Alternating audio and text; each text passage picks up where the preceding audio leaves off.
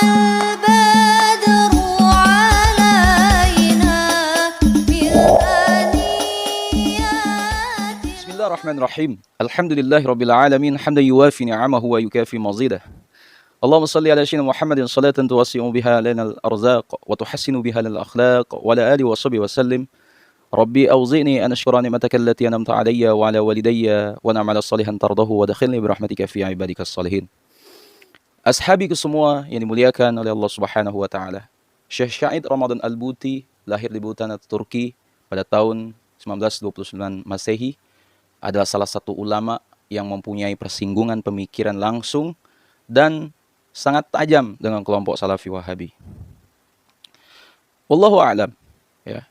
Karena perdebatan antara keduanya seringkali terjadi hingga Syekh Ramadan Al-Buti pun syahid, terbunuh dalam sebuah aksi bom bunuh diri kaum ekstremis radikalis yang tidak sepemikiran dengannya. Saya tidak mau suuzon ya, sabik semua. Selain itu, kaum Salafi Wahabi juga dendam karena kedoknya dibongkar oleh Syekh Ramadan Al-Buti. Bom bunuh diri itu terjadi di Masjid Al-Iman, Damaskus, Syria pada tanggal 21 Maret 2013 Masehi atau bertepatan pada tanggal 9 Jumadil Awal 1434 Hijriah, di saat Syekh Ramadan Al-Buti sedang melakukan kajian rutin malam Jumat di masjid tersebut. Azabiku semua, sebetulnya Syekh Ramadan Al-Buti tidak pernah melayani perdebatan yang sifatnya sekedar mencari siapa yang menang dan siapa yang kalah. Karena beliau hanya akan melayani perdebatan yang bertujuan untuk mencari kebenaran. Oleh karena itu, jika hanya untuk mencari siapa yang kalah dan siapa yang menang, Syekh Ramadan Al-Buti sering menolak untuk berdebat. Asabiku semua, salah satu perdebatan ilmiah nan santun dari Syekh Ramadan Al-Buti itu dapat dilihat dalam kitab Al-Lamaz Zahabiyah Akhtar Bid'ah Tuhaddid Asy-Syariat Al-Islamiyah.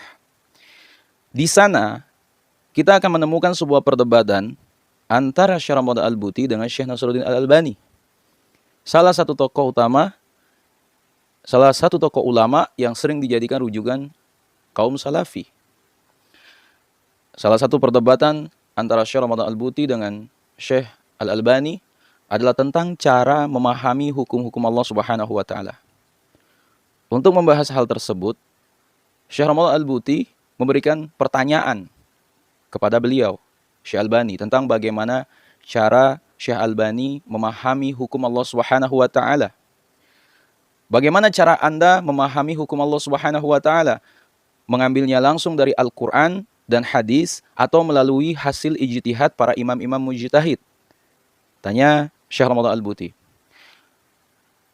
Syekh Al-Albani kemudian menjawab, saya membandingkan antara pendapat semua imam mujtahid serta dalil-dalil mereka.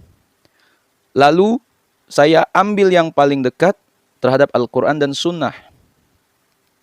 Asabiku semua. Kemudian Syekh Ramadan Al-Buti memberikan sebuah analogi dan pertanyaan terhadap jawaban Syekh Al-Albani tersebut.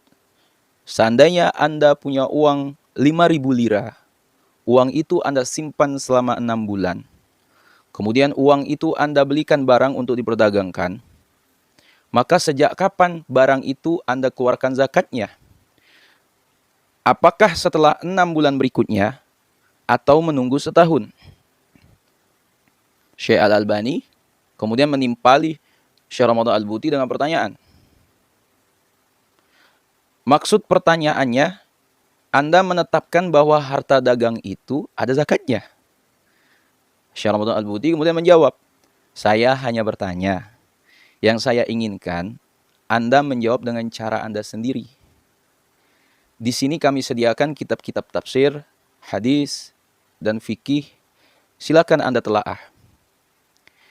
Asabiku semua, mendengar hal tersebut, Syekh Al-Albani kemudian mengatakan kepada Syekh Ramadan Al-Buti, hai saudaraku, ini masalah agama.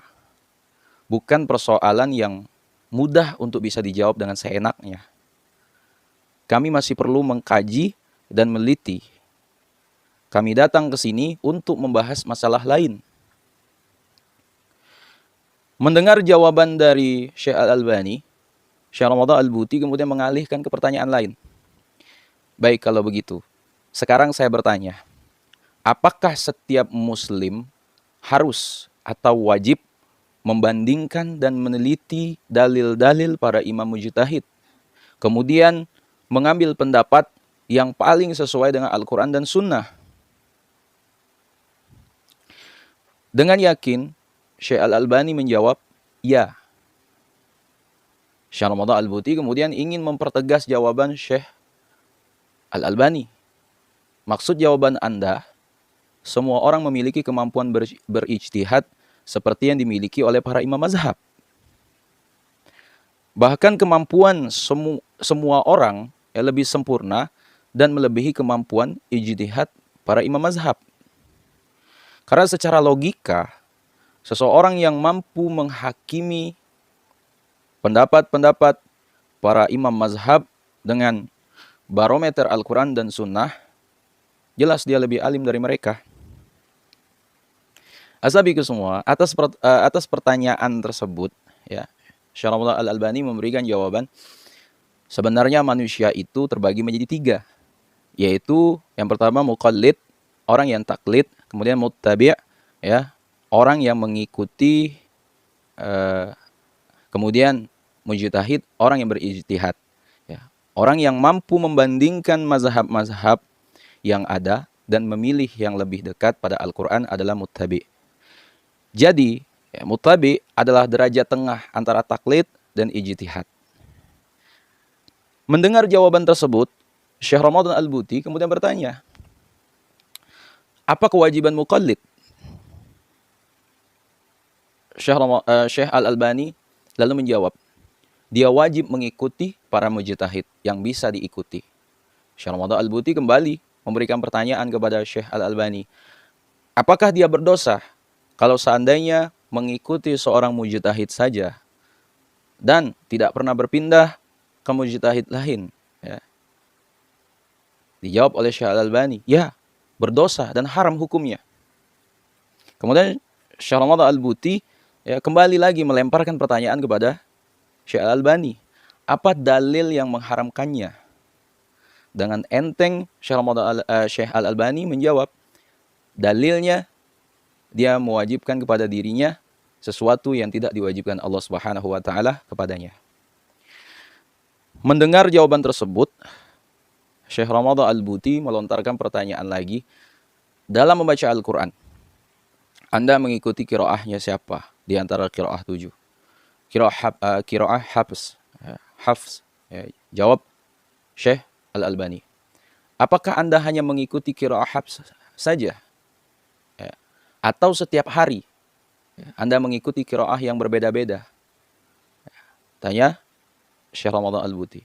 Tidak, saya hanya mengikuti qiraah Hafs saja. Ya. Jawab Syekh Al-Albani. Syekh Ramadan Al-Buti kembali mempertanyakan jawaban tersebut. Mengapa Anda hanya mengikuti qiraah Hafs saja? Padahal Allah Subhanahu wa taala tidak mewajibkan Anda mengikuti qiraah Hafs. Ya. Kewajiban Anda justru membaca Al-Quran sesuai riwayat yang datang dari Nabi Muhammad SAW secara mutawatir. Asabiku semua mendengar hal tersebut, ya, Syekh Al-Albani menjawab, ya, saya tidak sempat mempelajari qiraah lainnya.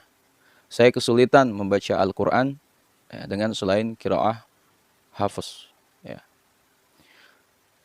Syekh Ramadan Al-Buti kemudian memberikan analogi perihal mempelajari fikih. Orang yang mempelajari fikih, mazhab Syafi'i, juga tidak semua sempat mempelajari mazhab-mazhab yang lain. Dia juga tidak mudah memahami hukum-hukum agamanya, kecuali mempelajari fikihnya Imam Syafi'i. Apabila Anda mengharuskannya mengetahui ijtihad semua para imam mazhab, maka Anda sendiri harus mampu mempelajari semua qiraah. Kalau Anda beralasan tidak mampu melakukannya, maka Anda harus menerima alasan ketidakmampuan seorang muqallid dalam hal ini. Bagaimanapun, kami saat ini bertanya kepada Anda, dari mana Anda berpendapat bahwa muqallid ya harus berpindah-pindah dari satu mazhab ke mazhab lain. Padahal Allah Subhanahu wa taala tidak mewajibkannya. Sebagaimana tidak wajibnya menetap satu mazhab saja. Dia juga tidak wajib berpindah-pindah terus ya dari mazhab ke mazhab lain. Ya, lanjut Syekh Ramadan Al-Buti menyanggah jawaban Syekh Al-Albani. Mendengar sanggahan Syekh Ramadan Al-Buti, ya, Syekh Al-Albani masih ngeyel untuk mengelak dan kembali mengeluarkan argumennya. Sebenarnya yang diharamkan bagi muqallid itu menetapi satu mazhab ya, dengan keyakinan bahwa Allah Subhanahu wa taala memerintahkan demikian. Syekh Ramadan Al-Buti kemudian menimpali jawaban Syekh Al-Albani. Jawaban Anda ini persoalan lain. Ya, memang benar demikian. Akan tetapi pertanyaan saya, ya, apakah seorang muqallid itu berdosa jika tetap pada satu mujtahid saja? Padahal dia tahu bahwa Allah Subhanahu wa taala tidak mewajibkan demikian. Tidak berdosa. Jawab Syekh Al-Albani. Ya. Asabi ke semua, dalam pemikiran dan karyanya, Syekh Nasruddin Al-Albani memang sering ya mengampanyekan perihal haramnya muqallid yang menetapi satu mazhab saja. Ya.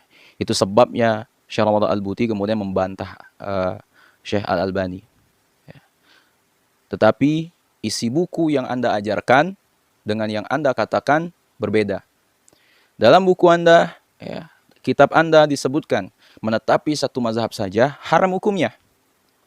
Bahkan dalam bagian lain, orang yang tetap pada pendirian satu mazhab saja itu dihukumi kafir. Jawab Syekh Ramadan Al-Buti. Mendengar ucapan tersebut, Syekh Nasruddin Al-Albani kebingungan untuk menjawabnya. Ya.